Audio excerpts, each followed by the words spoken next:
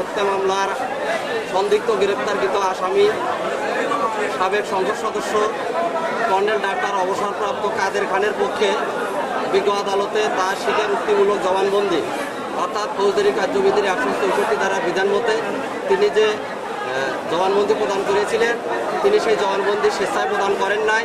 পুলিশের তদন্তকারী কর্মকর্তা সহ পুলিশের চাপে এবং ভয়ে এবং তাদের শিখানো মতে তিনি আদালতে 164 ধারা জবানবন্দি দিয়েছিলেন। সেই মর্মে তিনি বিজ্ঞ আদালতে তার প্রদত্ত স্বীকারোক্তিমূলক জবানবন্দি প্রত্যাহারের নিমিত্তে আজকে বিজ্ঞ আদালতে দরখাস্ত দাখিল করেছেন এবং তার সেই জবানবন্দিটা তার স্বেচ্ছায় ছিল না, স্বপ্রণোদিত ছিল না। সেই জবানবন্দি প্রত্যাহারের নিমিত্তে তিনি দরখাস্ত করেছেন এবং বিজ্ঞ আদালত তার দরখাস্ত নথিভুক্ত করেছেন। কর্নেল ডাক্তার কাদের খানের জবানবন্দি প্রত্যাহারের দরখাস্ত আদালত গ্রহণ করে নথিভুক্ত করেছেন এবং সেই সাথে তিনি জেল কর্তৃপক্ষের কাছে একটা দরখাস্ত করেছেন ডিভিশনের জন্য। সেটা হচ্ছে আদালতে দাখিল করেছেন যে আদালতের ফরওয়ার্ডে সেটা জেলখানায় যাবে।